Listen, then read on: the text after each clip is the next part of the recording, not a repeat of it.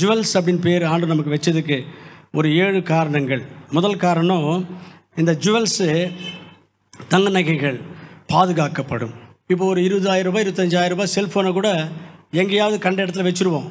ஆனால் அதே 20,000 ஒரு செயின் வாங்கி போட்டிருந்தோம்னு சொன்னால் அதை கண்ட இடத்துல வைக்க மாட்டோம், அதை பாதுகாப்பாக வைப்போம். தங்க நகைகள் என்றாலே, ஜுவல்ஸ் என்றாலே பாதுகாக்கப்படும். இப்போ நமக்கு அந்த பேர் ஆண்டவர் வச்சுருக்காருன்னு சொன்னால் நம்மளை ஆண்டவர் பாதுகாப்பாக வச்சிருக்கிறதுக்காக அந்த பேர் நமக்கு கொடுத்துருக்கிறார். அல்லேலூயா. நாம் எல்லாம் ஆண்டவருடைய பாதுகாப்பின் கீழே இருக்கிறோம். ஆண்டவருக்கு தெரியாமல் ஒன்றும் யாரும் நம்ம தொட முடியாது. யோபுடைய வாழ்க்கையிலேருந்து அதை நம்ம கற்றுக்கிறோம். இது சம்மந்தமாக நிறைய விஷயங்கள் போன வாரம் பார்த்துட்டோம். ரெண்டாவது, ஆண்டவர் நமக்கு பொன்னாபரணங்களாக இருக்கிறீங்க அப்படின்னு பேர் கொடுத்ததுக்கு காரணம், ஒரு பொன்னாபரணம் இந்த ஜுவல்ஸு அந்த ஓனருக்கு அவசரத்துக்கு அது பயன்படும், அவசரத்துக்கு பயன்படும். அதுபோல் நாமும் கூட நம்ம ஓனருக்கு, நம்முடைய ஆண்டவருக்கு, அவருடைய வேலைக்கு நம்ம பயன்படணும் என்பதற்காக கர்த்தர் நமக்கு அந்த பேர் வச்சுருக்காரு என்பதையும் போன வாரத்தில் அதை ரொம்ப விவரமாக நம்ம தியானம் பண்ணோம். இன்னொரு விஷயத்தையும் விவரமாக பார்த்தோம் போன வாரத்தில். என்னென்னா, இந்த ஜுவல்ஸ்னு ஆண்டவர் நமக்கு பேர் வைக்கிறதுக்கு காரணம் அழகையும் கௌரவத்தையும் கூட்டி சேர்க்கும். அதாவது சாதாரணமான மனுஷனுக்கு கூட ஒரு தங்க நகைகளை மாட்டி விட்டாக்கா கொஞ்சம் சுமாராக தெரியும், அழகாக தெரியும் அவங்க. அது மட்டும் இல்லாமல் அவங்க நகைகள்லாம் பார்த்துட்டு அவங்களுக்கு கொஞ்சம் கௌரவ மரியாதையாக நடத்துவாங்க. அதுபோல் நாம் கூட நம்முடைய ஆண்டவருக்கு கௌரவமும் அழகும் கூட்டி சேர்க்குறவங்களாக நம்ம இருக்கணும் என்பதற்காக ஆண்டவர் நமக்கு தங்க நகைகளாக இருக்கிறீங்க, நீங்கள் எனக்கு ஜுவல்ஸாக இருக்கிறீங்க, ஆபரணங்களாக இருக்கிறீங்க அப்படின்னு ஆண்டவர் சொல்கிறாரு என்பதை நம்ம புரிஞ்சுக்கிட்டோம்.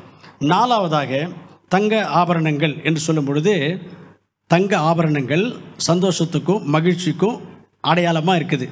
யார் சந்தோஷமாக மகிழ்ச்சியாக இருப்பாங்களோ அவங்க தங்க ஆபரணங்களை அணிந்து கொள்ளுவாங்க. யார் கொஞ்சம் துக்கத்தில் சோகத்தில் இருக்காங்களோ அவங்கக்கிட்ட தங்க நகைகள் இருந்தாலும் அதை அணிஞ்சிக்க மாட்டாங்க. பைபிளில் நீங்கள் பார்த்தீங்கன்னா இஸ்ரேல் மக்களோடு கூட ஆண்டவர் பேசுகிறார். கானானுக்கு போகிற வழியில், நீங்கள் வணங்க கழுத்துள்ளவங்க, உங்கள் கூட நான் வரமாட்டேன் கானானுக்கு, எனக்கு பதிலாக ஒரு தேவதூதனை உங்கள் கூட அனுப்புகிறேன் அப்படின்னு ஆண்டவர் சொல்கிறார். சொல்லும்பொழுது அவங்க துக்கப்படுறாங்க. அந்த இடத்துல இருக்கும், அவங்க துக்கப்பட்டதுனால தங்களுடைய ஆபரணங்களை அவர்கள் அணிந்து கொள்ளவில்லை அப்படின்னு. யாத்திராகமம் புஸ்தகத்தில் 33ஆம் அதிகாரத்தில் 4ஆம் வசனம், துக்கமான இந்த வார்த்தைகளை ஜனங்கள் கேட்டபொழுது ஒருவரும் ஆபரணங்களை போட்டுக்கொள்ளவில்லை. துக்கமாக இருக்கும்போது யாரும் ஆபரணங்களை போட்டுக்க மாட்டாங்க, சந்தோஷமாக இருக்கிறப்போ ஆபரணங்களை போட்டுக்குவாங்க. அப்போது இந்த ஆபரணங்கள் சந்தோஷத்துக்கு அடையாளமாக இருக்குது. அருமையான கர்த்தர் பிள்ளைகள், இந்த இடத்துல ஆண்டவர் நீங்கள் எனக்கு ஆபரணங்களாக இருக்கிறீங்கன்னு சொல்கிறார். அப்போ நாம் என்ன பண்ணணும்? ஆண்டவரை சந்தோஷப்படுத்தணும், ஆண்டவரை சந்தோஷப்படுத்துகிறவங்களாக இருக்கணும் என்பதை இங்கே நம்ம புரிஞ்சுக்கணும். எப்படி நம்ம ஆண்டவரை சந்தோஷப்படுத்த முடியும்? 3 விஷயங்கள். 1, நம்ம ஆண்டவருக்கு விரோதமான ஏதாயிலும் ஒரு விஷயத்தில் நாம் பேசும்போதோ நடக்கும்போதோ சிந்திக்கும்போதோ கடவுளுடைய வார்த்தைக்கு கீழ்ப்படியாமல் ஆண்டவருக்கு வேதனை உண்டாக்கும் பொழுதோ நாம் அதை ஆண்டவரிடத்தில் மனஸ்தாபத்தோடு மன்னிப்பு கேட்டு ஆண்டவரிடத்தில் ஒப்புரவாகி ஆண்டவரிடத்தில் நம்ம ஒப்பு கொடுப்போமானால் ஆண்டவர் சந்தோஷப்படுவார். இது முதலாவது விஷயம். இதுக்கு உதாரணம் தான் லூக்கா சுவிசேஷம் 15ஆம் அதிகாரத்தில் இயேசு ஒரு உவமையை சொல்கிறார். அங்கே ஒரு மகன் அப்பா கிட்டேருந்து வர வேண்டிய தன்னுடைய சொத்தெல்லாம் வாங்கிட்டு போயிட்டு பாவமான வாழ்க்கையில் அழிஞ்சிட்டு வர்றான். திரும்பவும் தன்னுடைய குற்றத்தை உணர்ந்து பாவத்தை உணர்ந்து அப்பா கிட்ட சரண்டர் ஆகிறான். அப்போது அப்பா அங்கே சொல்லுவார், என்னுடைய மகன் திரும்பி வந்துட்டார், வாங்க நம்ம எல்லாரும் விருந்து செய்து சந்தோஷப்படுவோம் அப்படின்றார். 15ஆம் அதிகாரத்தில் 24ஆம் வசனத்தில். அப்போ எப்படி நாம் ஆண்டவரை சந்தோஷப்படுத்துறது என்பதை அந்த உவமையின் மூலமாக ஆண்டவர் நமக்கு சொல்லித்தரார். என்ன சொல்லித்தராரு? நீங்கள் தவறு செய்தாலும், பாவமான வழிகளில் என்னை விட்டு தூரமாக போனாலும், நீங்கள் மறுபடியும் என்கிட்ட சேர்ந்துட்டீங்கன்னா, சரண்டர் ஆகிட்டீங்கன்னாக்கா நான் சந்தோஷப்படுவேன் அல்லது ஆண்டவர் சந்தோஷப்படுவார் என்கிற ஒரு செய்தியை இந்த உவமையிலேருந்து ஆண்டவர் நமக்கு சொல்கிறார். அதனால் அருமையான கர்த்தர் பிள்ளைகளே, நாம் எல்லோரும் பர்ஃபெக்டாக யாரும் இல்லை, முயற்சி பண்ணுறோம். ஏதோ ஒரு விஷயத்தில் ஏதோ ஒரு இடத்துல வாயின் வார்த்தைகள்னாலோ யோசனைகள்னாலோ செய்களினாலோ தவறு செய்கிறவங்களாக தான் இருக்கிறோம். அதை உடனே நம்ம உணரணும்.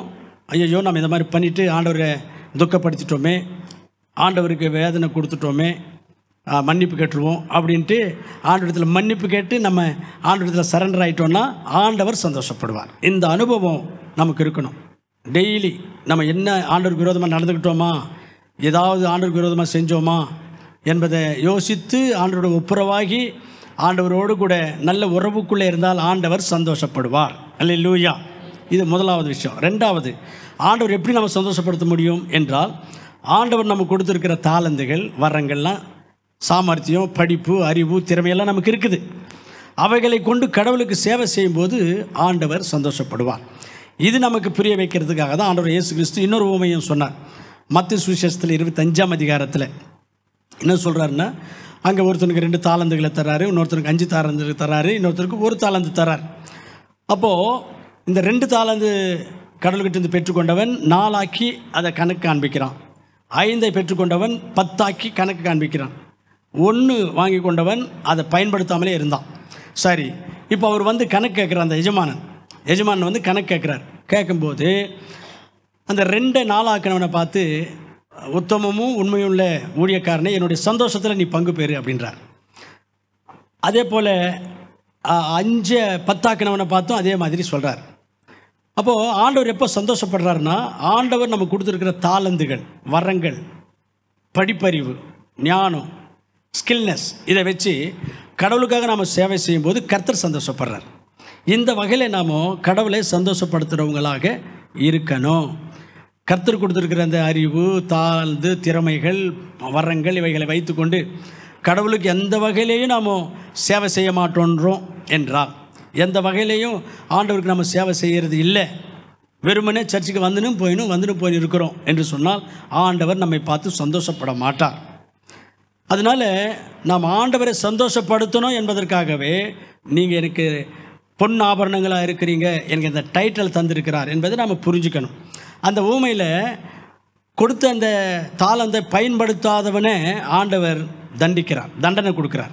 அதை போல் கர்த்தர் உங்களுக்கு கொடுத்துருக்கிற அறிவு இருக்குது, திறமை இருக்குது, தாளந்துகள் இருக்குது, வரங்கள் இருக்குது, அவைகளை கடவுளுக்கு பயன்படுத்தாமலே வெறுமனே நீங்கள் சர்ச்சுக்கு வந்துன்னு போயின்னு இருக்கிறீங்க, ஆண்டவருக்கு நீங்கள் பயன்படுறதே இல்லை, நீங்கள் எந்த வகையிலே ஆண்டவருக்கு சேவை செய்கிறதில்லை என்று சொன்னால் ஆண்டவர் என்னைக்கோ ஒரு நாள் அதனுடைய தண்டனை தருவார் என்று நம்ம எச்சரிப்பதற்காக இந்த ஊமையில் ஆண்டவர் அதை சொல்லியிருக்கிறார்.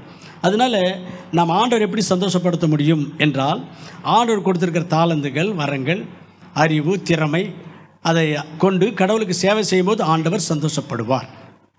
மூணாவதாக, ஆண்டவர் எப்போ சந்தோஷப்படுவார் என்றால், நம்ம எல்லாரும் அந்யோன்யமாக அன்பாக இருக்கும்போது ஆண்டவர் சந்தோஷப்படுறார். இதை வந்து யோவான் சுவிசேஷம் 15ஆம் அதிகாரத்தில் வாசிக்கிறோம். யோவான் சுவிசேஷம் 15ஆம் அதிகாரம் 11ஆம் வசனம் 12ஆம் வசனத்தில் வாசித்தா, நாம் எல்லாரும் அன்பாக ஐக்கியமாக இருந்தால் ஆண்டவர் சந்தோஷப்படுவாராம்.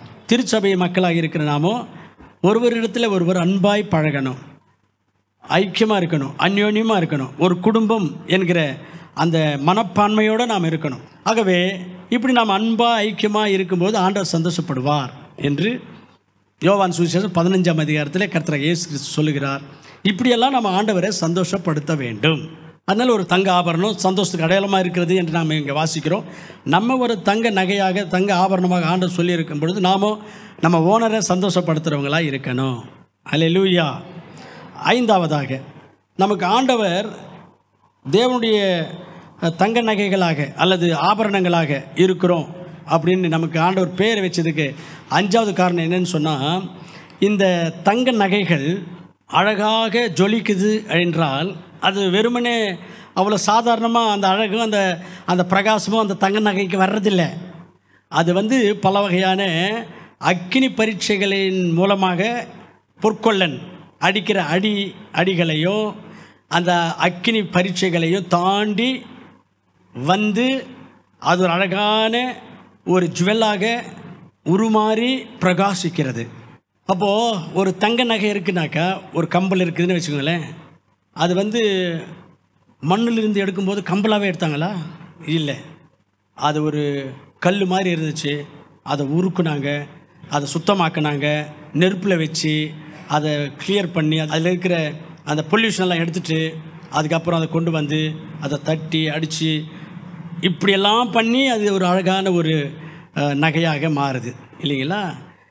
ஆண்டவர் நம்மளை வந்து நீங்கள் எனக்கு நகைகளாக இருக்கிறீங்க, ஆபரணங்களாக இருக்கிறீங்க அப்படின்னு சொல்லும்போது கவனிக்கணும், நாமும் கூட பல வகையான அக்கினி பரீட்சைகள் மூலமாக அழகு பெற வேண்டும்.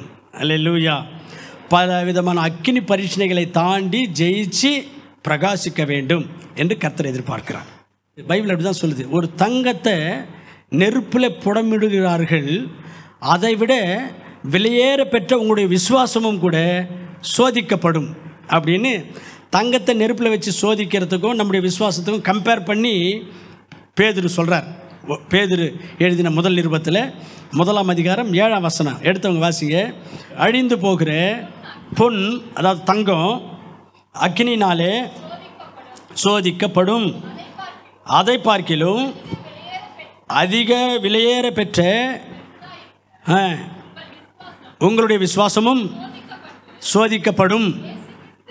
ஒரு தங்கம் நெருப்பில் வச்சு சோதிக்கப்பட்டு அது ஒரு ஆபரணமாக உருவாகி பிரகாசிக்கிறது. அதைவிட வெளியேற பெற்ற உங்களுடைய விசுவாசமும் கூட சோதிக்கப்படும். நம்ம விசுவாசத்துக்கு கூட சோதனைகள் வரும். பைபிளில் ஆபிரகாமுக்கு ஒரு சோதனை வந்துச்சு. ஆதியாகமம் 22ஆம் அதிகாரத்தில் ஒரு பெரிய சோதனை. உன் மகனை கொண்டு வந்து எனக்கு பலி கொடு அப்படின்னு ஆண்டவர் வந்து ஆபிரகாமுடைய விசுவாசத்தை சோதித்தார். யோபுக்கு ஒரு பெரிய சோதனை. யோபை குறித்து ஆண்டவர் சொல்லும்போது, யோபு உத்தமனும் சன்மார்க்கனும் தேவனுக்கு பயந்தவனும் பொல்லாத பாவ வழிகளிலிருந்து விலகினவனுமாயிருந்தான்னு சொல்லி ஆண்டவரே சாட்சி சொன்னார். அவருக்கும் வந்துச்சு சோதனை. அவருடைய விசுவாசமும் சோதிக்கப்பட்டுச்சு. அதுக்கப்புறம் சாத்ராக் மேஷக் அபேத்நேகோ கர்த்தருக்காக வைராக்கியமாக இருந்தாங்க, அவங்களுக்கும் வந்துச்சு சோதனை. அந்த விசுவாசத்துக்கு, அவங்களுடைய விசுவாசத்துக்கும் சோதனை வந்துச்சு. நெருப்பில் கொண்டு போய் போட்டாங்க. தானியேல் 3ஆம் அதிகாரம் 21ஆம் வசனத்தில் வாசிக்கிறோம். அதன் மத்தியிலே அவங்க என்ன சொன்னாங்க, எங்கள் ஆண்டவர் எங்களை அந்த நெருப்பிலிருந்து காப்பாற்றுவார். காப்பாற்றலாம் கூட பரவாயில்ல, நாங்கள் அப்படியாகலும் செத்தாலும் சாவுமே ஒழிய இந்த விக்கிரகத்துக்கு நாங்கள் வணங்க மாட்டோம் அப்படின்னு நின்னாங்க. சோதனையில் ஜெயித்தாங்க. இப்படியெல்லாம் நிறைய பக்தர்களுக்கு சோதனைகள் வந்துச்சு.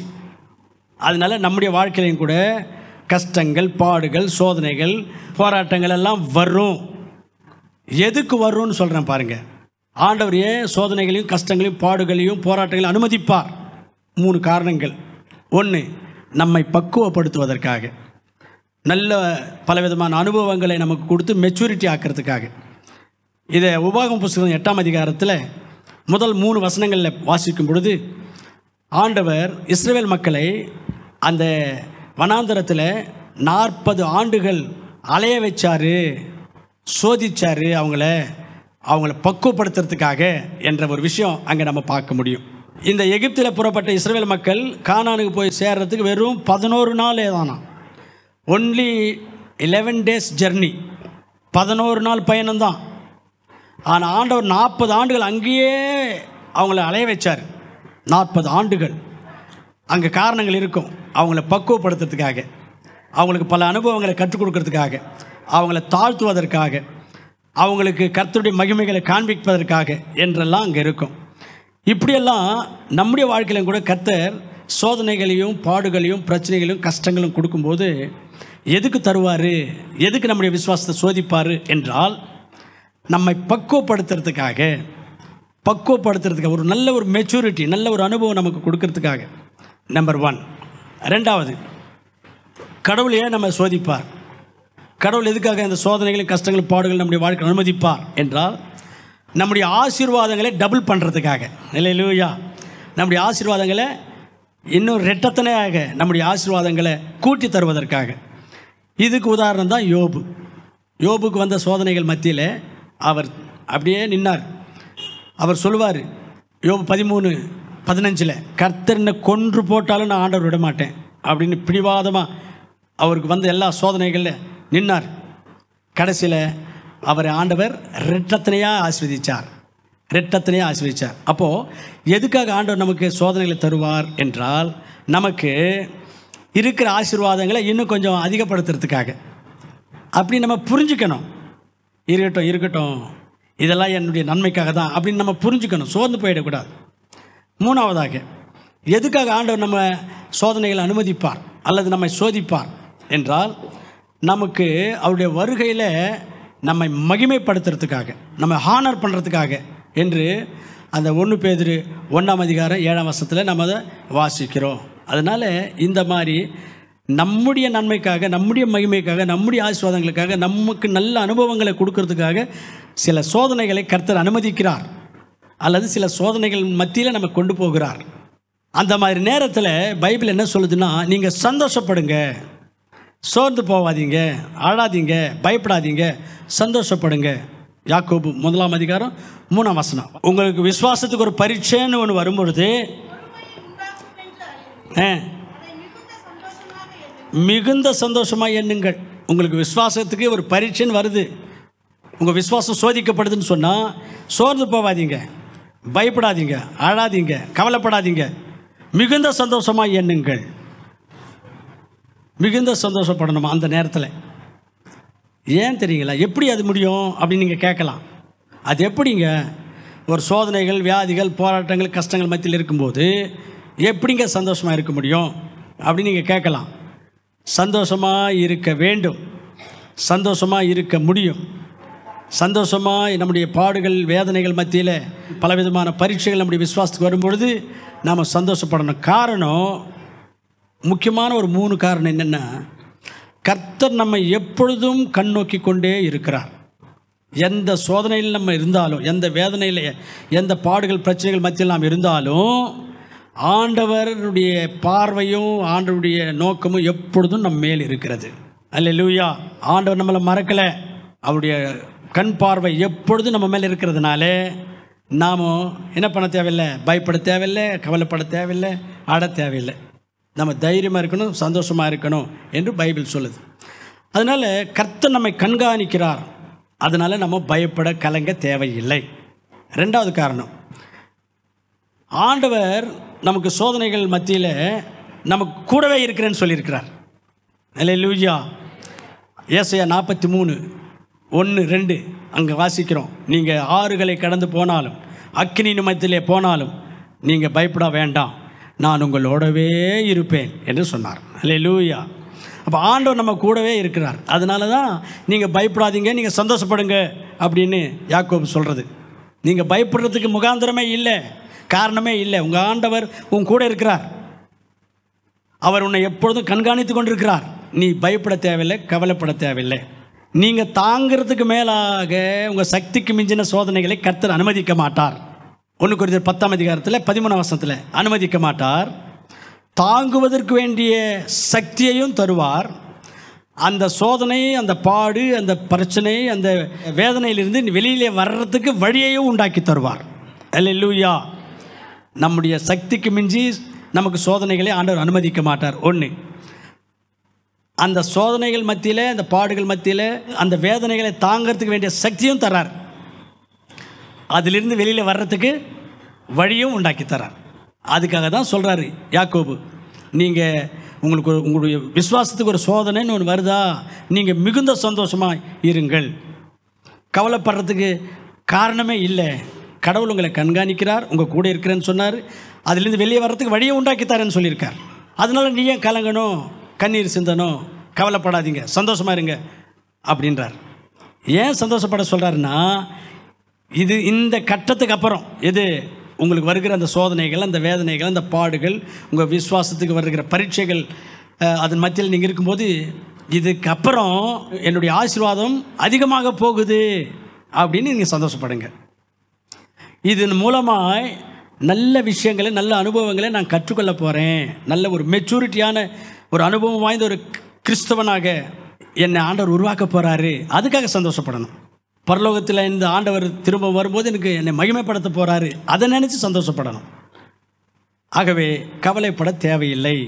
நாம் ஆண்டவருடைய தங்க நகைகளாக இருக்கிறோம். எந்த தங்க நகையுமே அது மண்ணிலிருந்து எடுக்கப்பட்டு அக்கினியில் புடமிடப்பட்டு அது ஒரு அழகான ஒரு உருவம் எடுத்து பிரகாசிக்கிறத போல நாமும் கூட பலவிதமான அக்கினி பரீட்சைகள் மூலமாக நாம் கடவுளுக்காக பிரகாசிக்கிறவங்களாக இருக்கணும் என்பதற்காக நமக்கு அந்த பேரை ஆண்டவர் தந்திருக்கிறார். அல்லேலூயா. இது 5வது காரணம். 6வது, ஆண்டவர் ஏன் நமக்கு தங்க நகை என்ற ஒரு டைட்டில் நமக்கு தந்திருக்கிறார் அப்படின்னு பார்க்கும்போது, தங்க நகை அதாவது ஆபரணங்கள் ஒரு உடன்படிக்கைக்கு அடையாளமாக இருக்குது, உடன்படிக்கைக்கு அடையாளமாக இருக்கிறது. ரெபேக்காலை நிச்சயதார்த்த உடன்படிக்கை பண்ணும்போது ரெபேக்காலுக்கு தங்க நகைகளை கொடுத்தார்கள் என்று அங்கே வாசிக்கிறோம். ஆதியாகம புஸ்தகத்தில் 24ஆம் அதிகாரத்தில் 53வது வசனம். ஆதியாகமும் 24:53 வசனம். பின்பு அந்த ஊழியக்காரர் வெள்ளி உடைமைகளையும் பொன் உடைமைகளையும் வஸ்திரங்களையும் எடுத்து ரெபேக்காலுக்கு கொடுத்ததுமன்றி அவளுடைய சகோதரருக்கும் தாய்க்கும் சில உச்சிதங்களையும் கொடுத்தார். அங்கே ரெபேக்காலுக்கு எலியேசர் தங்க நகைகளையும் வெள்ளி நகைகளையும் கொடுத்து அங்கே நிச்சயதார்த்த உடன்படிக்கை பண்ணிக்கொண்டார் என்று வாசிக்கிறோம். அப்போ தங்க நகைகள் உடன்படிக்கைக்கு அடையாளமாக இருக்குது. உடன்படிக்கை என்றால் அது கொஞ்சம் விவரமாக தெளிவாக நீங்கள் புரிஞ்சுக்கணும். உடன்படிக்கை என்றால் பைபிளில் நம்ம படிக்கும்போது ஆண்டவர் 7 உடன்படிக்கைகளை பண்ணியிருக்கிறார். பழைய ஏற்பாட்டில் 6 உடன்படிக்கைகளை பண்ணியிருக்கிறார். உடன்படிக்கை என்றால் அக்ரிமெண்ட், ஒப்பந்தம். ஆண்டவர் ஆதாமோடு கூட உடன்படிக்கை பண்ணார், நோவாவோட உடன்படிக்கை பண்ணார், இஸ்ரவேல் மக்களோட உடன்படிக்கை பண்ணார், தாவீதோட உடன்படிக்கை பண்ணார், மோசேயோட உடன்படிக்கை பண்ணார், நோவாவோட உடன்படிக்கை பண்ணினார். இப்படியாக ஆண்டவர் பைபிளில் பழைய ஏற்பாட்டு காலத்தில் 6 ஒப்பந்தங்களை பண்ணியிருக்கார், அல்லது 6 உடன்படிக்கைகளை பண்ணியிருக்கார். அப்புறம் ஆண்டவர் யோசிக்கிறார், இந்த எல்லா ஒப்பந்தங்களும் அல்லது இந்த எல்லா உடன்படிக்கைகளும் இஸ்ரவேல் மக்களோடு நம்ம பண்ணிகிட்டு இருக்கிறோம். இந்த உலக மக்களுக்கெல்லாம் ஒரு உடன்படிக்கை ஏற்படுத்தி அந்த உடன்படிக்கை மூலமாக உலக மக்கள் எல்லாம் எனக்கு சொத்தாக சொந்தமாக மக்களாக மாற்றிக்கொள்ள வேண்டும் என்று ஆண்டவர் திட்டமிடுகிறார். அதை எரேமியா தீர்க்கதரிசன புஸ்தகத்தில் சொல்கிறார். ஆண்டவர் இந்த உலகத்தில் உள்ள எல்லா மக்களோடும் உடன்படிக்கை பண்ணி கொள்றதுக்கு திட்டமிடுகிறார். இந்த உடன்படிக்கையில் என்ன இருக்குன்னாக்கா, நான் சொன்ன மாதிரி ப்ராமிசஸ் இருக்கும். நீங்கள் இப்படி நடந்துக்கிட்டால் நான் இது உங்களுக்கு செய்கிறேன் என்கிறது ப்ராமிசஸ். இப்போது ஆண்டவர் இந்த உலக மக்களோட உடன்படிக்கை பண்ணிக்கணும் அப்படின்னு நினைக்கும்போது அதோடைய அந்த பிளானை ஆண்டவர் எரேமியா தீர்க்கதரிசன புஸ்தகத்தில் சொல்கிறார். எரேமியா தீர்க்கதரிசன புஸ்தகம் 31ஆம் அதிகாரத்தில் 31ஆம் வசனத்திலேருந்து வாசிக்கணும்.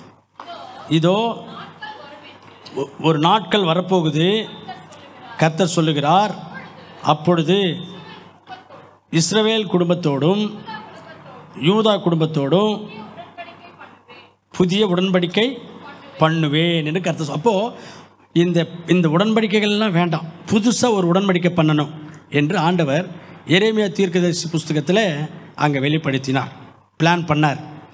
அதை புதிய ஏற்பாட்டில் இயேசு கிறிஸ்துவின் ரத்தத்தின் மூலமாக நிறைவேற்றிட்டார். அல்லேலூயா. இயேசு கிறிஸ்து உலகத்தில் மரித்து அவருடைய பரிசுத்த ரத்தத்தை சிந்தி அந்த ரத்தத்தின் மூலமாக ஒரு உடன்படிக்கை ஏற்படுத்திட்டாருங்க. அதனால தான் இயேசு சாமி அந்த திருவிருந்தை கொடுக்கும்போது, அந்த திராட்சரசம் கொடுக்கும்போது என்ன சொல்கிறாரு, இது என்னுடைய இரத்தத்தினால் ஆகிய புதிய உடன்படிக்கை அப்படின்றார். மத்தேயு சுவிசேஷத்தில் 26ஆம் அதிகாரத்தில் 28ஆம் வசனம், இது பாவ மன்னிப்புக்குண்டான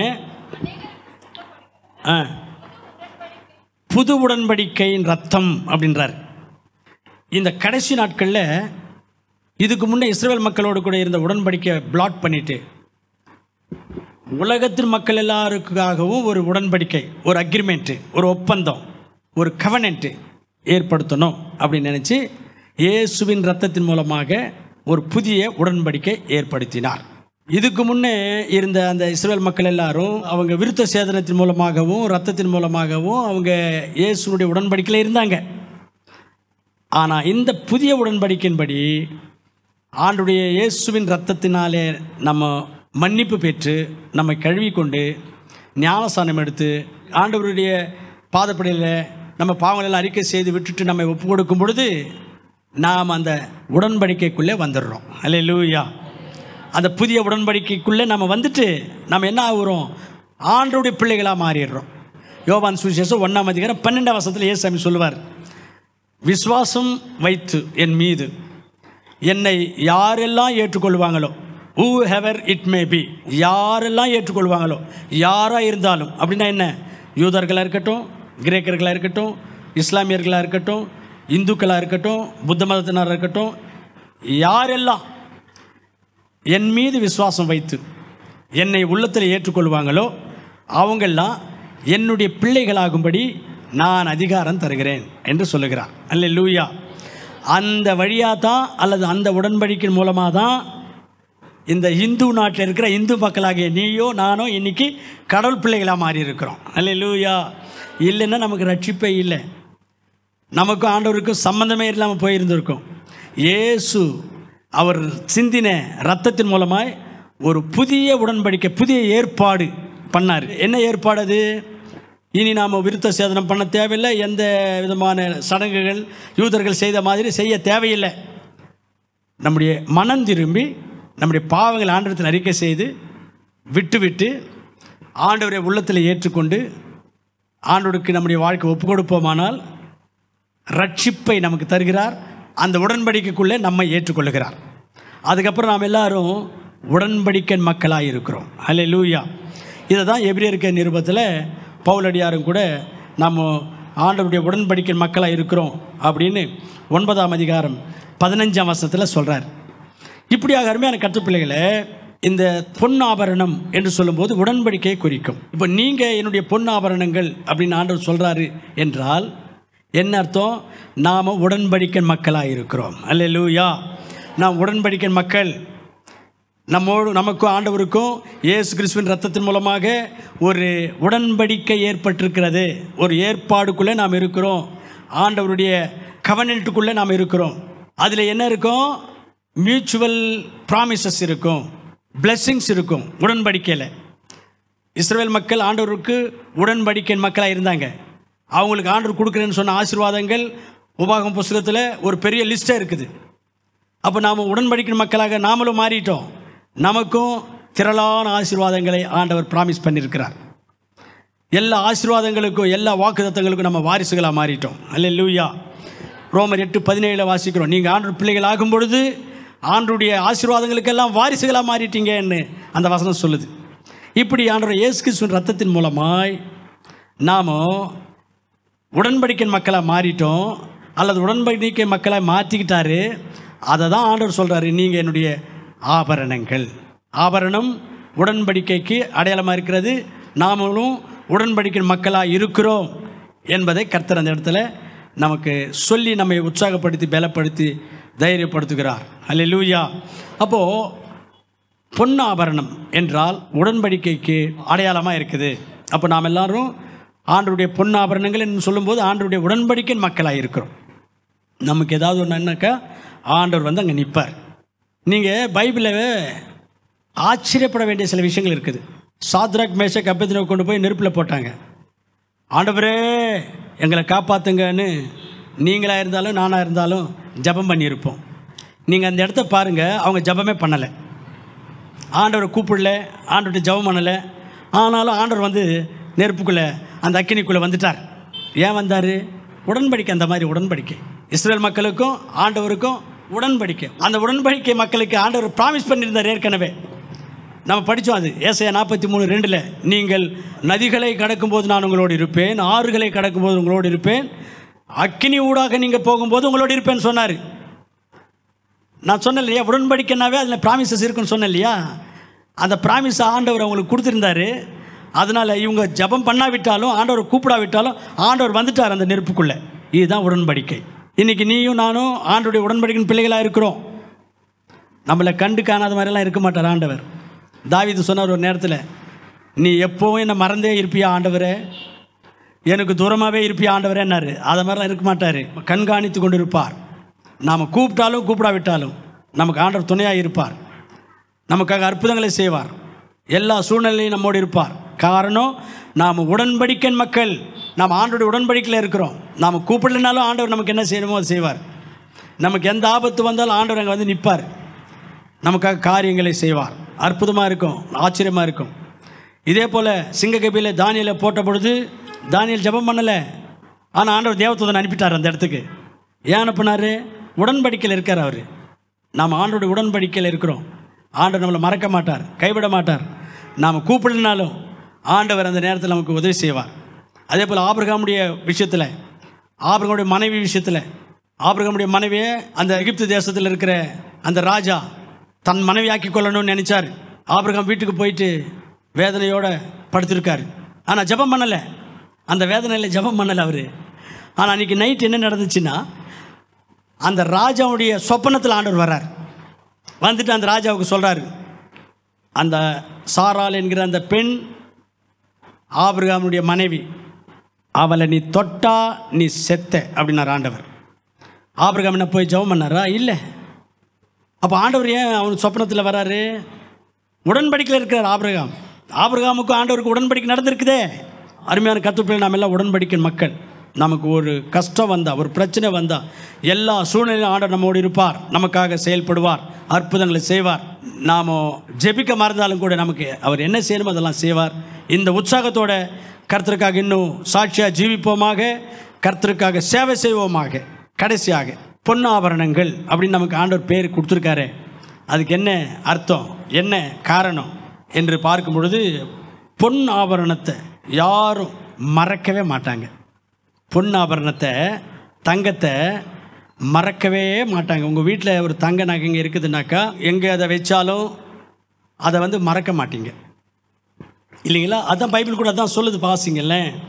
பொன் ஆபரணத்தை நாம் மறந்து போக மாட்டோம் அப்படின்னு எரேமியாவில் இருக்குது பாருங்கள் ஒரு வசனம்.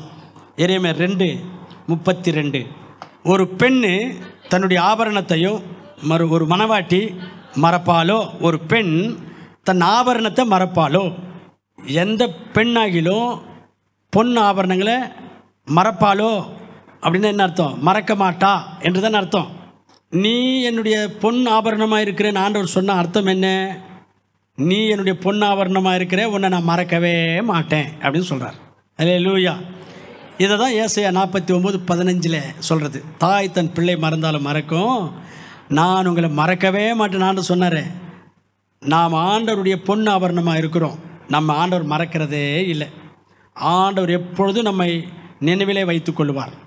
எப்பொழுதும் அவருடைய சிந்தையில், அவருடைய நினைவில், அவருடைய பிளானில் நாம் இருக்கிறோம். நம்மளை ஆண்டவர் மறக்கவே மாட்டார். அதனால் நம்ம சொல்கிறோம், சில பேர் சொல்கிறத கேட்டிருப்போம், கடவுள் என்ன கைவிட்டார், கடவுள் என்ன மறந்துட்டார். அதாவது பரவாயில்ல, கடவுள் எப்போ தான் கண்ணு திறப்பாரோ, எப்போ தான் கண்ணு திறப்பாருன்னா, இப்போ அவர் தூங்கி இருக்கிற மாதிரியும், இவங்க பார்த்துட்டு வந்த மாதிரியும், கடவுள் எப்போ தான் கண்ணு திறக்க போகிறாரா தெரிலம்மா, என் கஷ்டம் எப்போ தான் தீரப்போதான்றாங்களே. கடவுள் எப்பொழுதும் பார்த்துட்டு இருக்காரு, கடவுள் எப்பொழுதும் கவனிச்சுட்டு இருக்காரு, கடவுள் எப்பொழுதும் நம்ம துணையாக இருக்கிறார், நம்மளை மறக்கவே மாட்டார். இன்னொரு வசனம் கூட இருக்குது, நம்ம எல்லாருக்கும் தெரிஞ்ச வசனம். நம்ம எங்கே எழுதியிருக்காராம்? தன்னுடைய உள்ளங்கையில் எழுதியிருக்கிறார். நம்ம ஆண்டவர் மறக்கவே மாட்டார். அதனால தான் உன்னை நான் ஒரு நாளும் மறக்க மாட்டேன், அதுக்காக தான் உன் பேர் பொன் ஆபரணம் அப்படின்னு ஆண்டவர் நமக்கு பேரை வச்சுட்டாங்க. அதனால் நம்மளை கர்த்தர் மறக்கவே மாட்டார்ன்றதை மட்டும் மனசில் வச்சுக்கோங்க. கர்த்தர் உங்களை ஆசீர்வதிப்பாராக.